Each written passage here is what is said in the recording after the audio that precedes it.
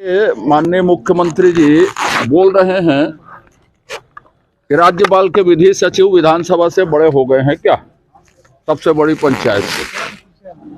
अब वो नैतिकता दिखाएं। कल से विधानसभा शुरू हो रही है तो क्वांटिफाइबल डाटा आयोग की रिपोर्ट विधानसभा के पटल पे रखे।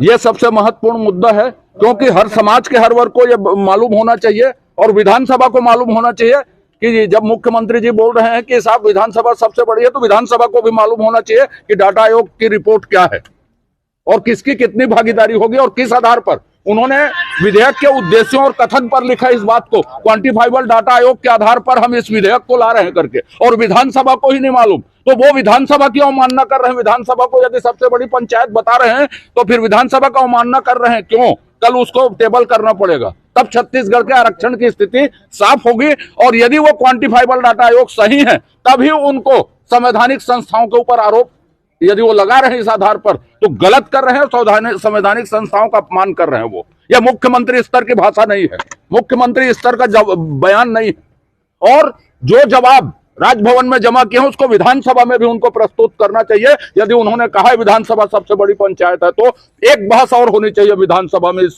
स्थिति पर, और हम निर्णय में पहुंचकर फिर सब के सब जाएंगे विधानसभा गवर्नर के पास, यदि संतुष्ट होती है तो।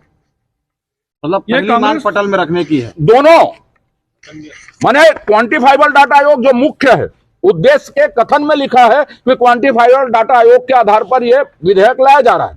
दूसरा, राजभवन ने जो मुद्दे उठाए हैं वो मुद्दा बहस में आना चाहिए कि सरकार ने क्या क्या जवाब दिया है। जब वो विधानसभा को बड़ा कहते हैं तो विधानसभा को बड़ा बनाए और राजनीति करना उसमें बंद करे। 3 तारीख के पहले 2 तारीख को विधानसभा को वो जानकारी दे। जनाधिकार फनाधिकार रैली जो उनका गम्मत चल रहा है ना, वो गम्मत बंद होना चाहिए। ये कांग्रेस वाले कह रहे हैं कि राजभवन का